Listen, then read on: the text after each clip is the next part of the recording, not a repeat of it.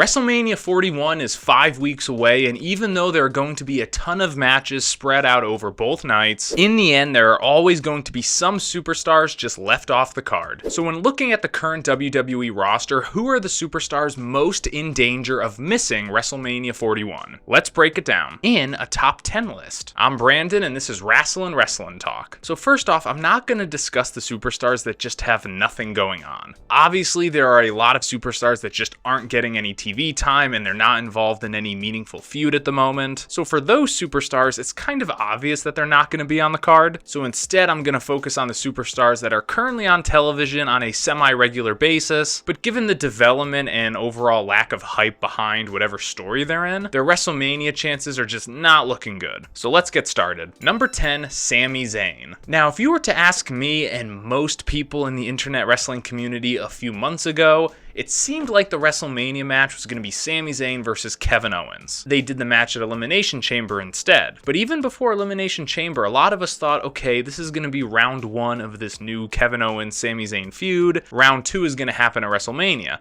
But then the match happened. Kevin Owens delivered a pile driver onto Sami Zayn, and then Randy Orton came out for the save before he could do it again. So now it's pretty obvious that Randy versus KO is going to be the Mania match, leaving Sami with nothing to do. Obviously, he's not going to get involved in Jay versus Gunther or Cody versus Cena, and given the fact that he just held the IC title last year, I don't see him going after that again. So really, if Sami Zayn's going to make WrestleMania at all, the only option is him versus Karrion Kross. Karrion Kross is the only person Sami Zayn's been interacting with in any meaningful way who isn't already involved in some other story. Really, all the story is so far is Karrion Kross just being the shoulder on Sami Zayn's devil on Sami Zayn's shoulder. But when you break it down, Sami Zayn is one of WWE's biggest stars, and Triple H really likes Karrion Kross, so on paper, this makes sense. But as I said earlier, WrestleMania is in 5 weeks. That means there's only 5 episodes of Monday Night Raw left to build this story. Even if WWE starts building this feud now, is it really going to get popular enough to earn a spot on the WrestleMania card? Or is it just going to be a situation where Triple H goes, I like both of these guys, they need to be on the WrestleMania card. Doesn't matter if it is a lukewarm feud, doesn't matter if it's an ice-cold feud, these guys are going to have a match at Mania. I could absolutely see that too. But given the fact that Sami's been left off TV since Elimination Chamber, Karrion Kross doesn't have a whole lot of heat behind him as a character, and given the fact that they haven't devoted a lot of time to this feud apart from a couple backstage segments, it's looking more and more likely that Sami Zayn is going to be left off of this year's Mania. Number 9, Shinsuke Nakamura. This one is very simple. There's a reason he just lost the US title so close to WrestleMania, and that is simply the fact that WWE probably doesn't see Shinsuke as a major player anymore. He was simply a placeholder champion to give some unpredictability and freshness to the US title scene. When it comes to WrestleMania, you want the biggest possible matches you can get with the biggest possible stars. And who are the biggest stars? They are the ones that draw the most money, the ones who have the most broad mainstream appeal. Shinsuke Nakamura is neither of those things. At least not anymore. Do I think he'll get a rematch against LA Knight at some point? Sure, but it's probably going to be on an episode of SmackDown. In terms of Shinsuke being on the WrestleMania card at this point, I don't see it. And I don't think WWE sees it either, because if he did, he'd still be holding the US title. Moreover, he would have been given an actual reign with the title. So yeah, I don't really see any world where he makes the card this year. Unless they do a multi-man match for the US title, which I don't think they're gonna do. Number 8, Carmelo Hayes and Andrade. I'm grouping both of these guys together because they're kind of attached at the hip in terms of the US title scene. This past year, Carmelo Hayes and Andrade had an awesome feud where they had this like best of 7 match series, which culminated in a triple threat with LA Knight for the US title. Since then, neither guy has been doing much of anything. Similar to Shinsuke, they could be involved in some type of a feud for the US title in like a multi-man match, but again, I don't really see that happening. LA Knight is currently the US champion, and he is definitely going to be at WrestleMania, obviously. But when it comes to who he's gonna face, I feel like it's more so gonna be Jimmy Uso or maybe Jacob Fatu. I don't think it's gonna be Andrade or Carmelo Hayes. That's kind of a been there, done that situation at this point, which begs the question, what do these two guys do if not go after the US title? And I think the answer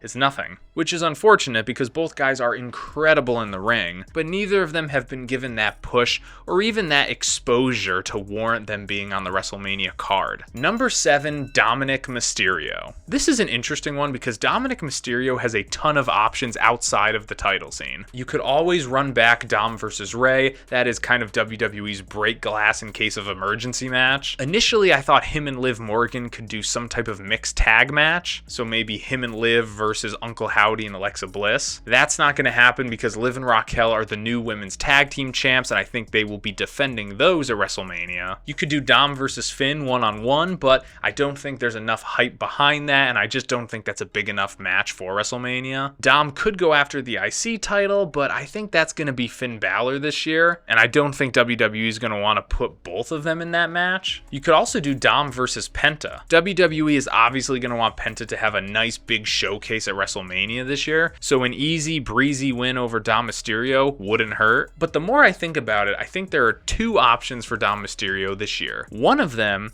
is he takes part in the LWO versus New Day and Chad Gable story. The New Day is currently feuding with LWO, and Chad Gable has kind of gone on a quest to figure out how to beat luchadors, so he came back with a mask of his own. I think you could very well get a situation where Chad Gable teams up with the New Day and Dom Mysterio to create this ultra-hated heel faction where their goal is to just beat all of the luchadors. And then Rey Mysterio and Dragon Lee team up with Penta and a debuting Rey Fenix. And then the Mania match is just the luchadors versus these really hated heels. It's very simple. Luchadors win. All is well. I could see that happening, I could, but at this point it feels like the more likely scenario is Dom just being ringside for whatever Liv's matches and whatever Finn's matches. So if Finn is going after the IC title, Dom is just ringside. Maybe he accidentally costs Finn the win. He costs Finn the win and then Finn takes the pin.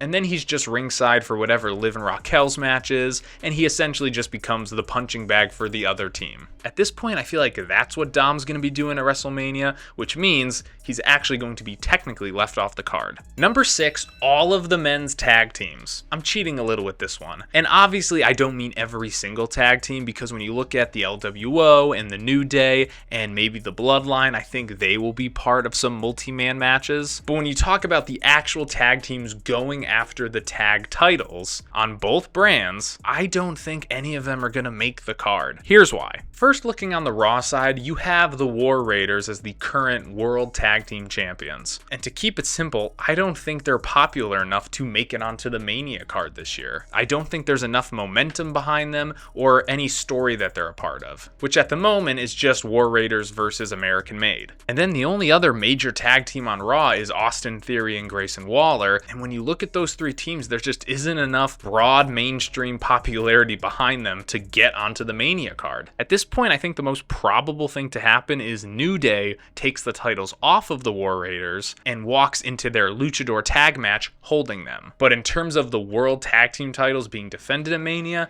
no way. Now let's look on the SmackDown side of things. There is definitely a story brewing between the Street Profits, DIY, Motor City Machine Guns, Pretty Deadly, and Los Garza. Basically the entire men's tag division on SmackDown. Obviously we're building up to some huge multi-team match, probably a ladder match, and I definitely think that's going to happen during WrestleMania weekend. But the question is, will it make the WrestleMania card, or will it just be on the SmackDown Go Home show before WrestleMania? Honestly, I'm leaning towards the latter.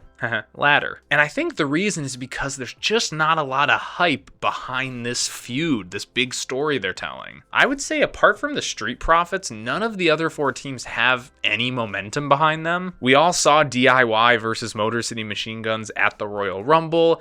It was kind of met with crickets. So I just think as much as Triple H loves all of these teams, there just isn't enough interest in this story to warrant a spot on the card. However, it could be a situation where he just says, listen, this is going to be a huge, awesome ladder match. It's going to win people over in the ring. So despite the lack of hype behind this story, it's going to get on the card. So don't get me wrong, there is a very decent chance that it does make Mania, but the more and more the story goes on, I'm leaning towards it just being like the main event of the SmackDown before Mania. Number 5, Bayley. Okay, now we're getting into the heavy hitters who I think are in some serious danger of not making the Mania card. When you look at last year, Bayley almost main evented. She was the second to last match of WrestleMania 40. Her and Io Sky had one of the best matches of the year. Bayley finally got her flowers as a babyface. The crowd was completely behind her, but then her championship run was kind of mediocre. It just felt like WWE never invested in Bayley as the women's champion. So once she lost the title to Nia Jax at SummerSlam, she really wasn't doing much after that. She was a part of the Women's War Games match. She had a little story going on with Naomi and Bianca. But at this point, her only real story is the feud going on between her and Roxanne Perez. Similar to the men's tag division on SmackDown, I do think this feud is building towards a match that is going to happen at WrestleMania weekend. But WWE still seems to be using Roxanne Perez as an NXT superstar. Despite being the MVP of the Women's Royal Rumble and being in the Elimination Chamber match, her and Jordynne Grace just faced off on NXT, which makes me think WWE doesn't want Roxanne's first WrestleMania to be this year. So because of that, I actually think it's very likely that Bayley versus Roxanne just happens at Stand and Deliver. Because as a Mania match, Bayley versus Roxanne one-on-one, I'm not seeing the hype behind that, nor am I seeing WWE really devoting much effort into the story. Bayley and Roxanne had a backstage interaction recently, but it aired during the commercial break for Raw, which makes you think, do they really think that's a WrestleMania match? Honestly, the only way I can see Bayley making it onto the Mania card is if her and Roxanne's story merges with the Women's Intercontinental title, currently held by Lyra Valkyria. Bayley beat Lyra clean one-on-one to qualify for the Elimination Chamber, so Bayley kind of has a claim to that title, and then you throw Roxanne in there to kind of put a button on their feud. You could get a women's IC title triple threat. I could absolutely see it, but the women's IC title has not been showcased very much at all. Don't get me wrong, Lyra's had a few really good matches on Raw against Ivy Nile and a rematch against Dakota Kai, but compared to all of the other mid-card titles, the women's IC title feels the most like an afterthought. So it's very likely that that title doesn't make it onto Mania at all. As much as that sucks to say, I could see it. So if Triple H doesn't have any plans to showcase the women's IC title at Mania, or if they're going to do a bigger match like Becky Lynch returning to challenge Lyra for the IC title, then I think that means that Bayley is unfortunately going to be left off the card. Number 4, Braun Strowman. This one's pretty simple. Braun is currently feuding with Jacob Fatu and Solo Sikoa, and I don't think that feud is going to carry over into WrestleMania. Because for WrestleMania, I think we're looking at Solo versus Jacob. And I don't see Braun being involved in that feud at all. So then it comes down to, what is Braun going to do? And honestly, the only thing I can think of is him going after LA Knight for the US title. But for whatever reason, I don't think that's going to be the match. I feel like they're going to put LA Knight against someone who's a bit more of a straight up heel. Honestly, I don't know. A lot of the guys on this list could just go after the US title. Shinsuke, Carmelo, Andrade, Braun,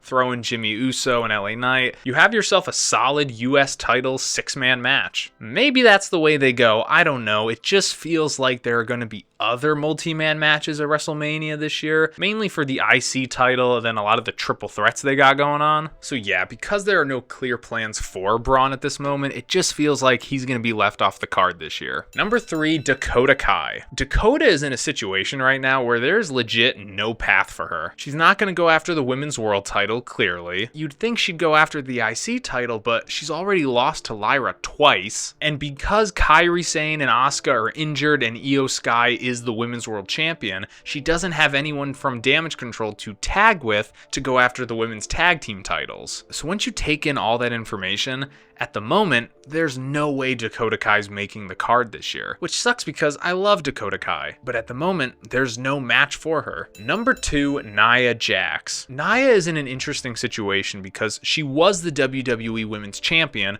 but then she lost to Tiffany, and I think WWE has kind of closed the book on that feud, but she does have some options. She could go after the Women's US title, although she's a heel and Chelsea Green is kind of a heel too, so I don't think that makes sense. And the more likely option is her and Candice going after the tag team titles, but again, she's a heel and Liv and Raquel are heels, so I don't think that's gonna work. So unfortunately, I think Nia Jax is in real danger of being left off of WrestleMania 2 years in a row. Unlike Liv Morgan and Chelsea Green and Tiffany Stratton around 6 months ago, Nia Jax is a heel that everyone actually hates and boos. So because of that, she's been a great utility player for WWE, but when it comes to WrestleMania, at least this year and last year, they tend to invest more energy in their other heels. I would love it if her and Candice tag teamed in like maybe a multi-team match for the women's tag titles, but I just don't see it. And finally, number 1, the Wyatt Six. Alright, I'm just gonna say this. WWE has fumbled the Wyatt Six. After debuting on Raw, they were immediately thrown into a mid-card feud with American Made. But once they beat American Made, nothing happened. American Made didn't change as a faction, they actually seemed completely unaffected by their loss. After that, they were thrown into another mid-card feud with the Final Testament. And not only did they lose the feud and then get drafted to SmackDown, but the Authors of Pain were later released by WWE. So the Wyatt Six lost to a team that doesn't even exist anymore. And since being drafted to SmackDown, none of the Wyatt Six members have appeared once. At this point, there is no shot that they're going to be on the WrestleMania card. The group has lost all of its aura. The only possible way is if Nikki Cross tag teams with Alexa Bliss to go after the women's tag team titles. But even that seems far-fetched because why would the Wyatt Six care at all about titles? WWE is teasing Alexa Bliss being involved with the Wyatt Six somehow, and now that they're on SmackDown, they could possibly feud with Braun Strowman and a returning Aleister Black once he debuts. So all of those are good options. Alexa Bliss, Braun Strowman, Aleister Black, but again, WrestleMania is in 5 weeks. Are any of those stories going to get any major development in the next 5 weeks to warrant the Wyatt Six being on the card? Probably not. But okay, that's my list. Those are the 10 WWE superstars that I think are in the most danger of missing WrestleMania 41. More specifically, being left off the card. Who do you think I missed? What other WWE superstars do you think are just not going to be at WrestleMania this year? Whoever you think, comment below, let me know, and I'll see you next time. Bye bye.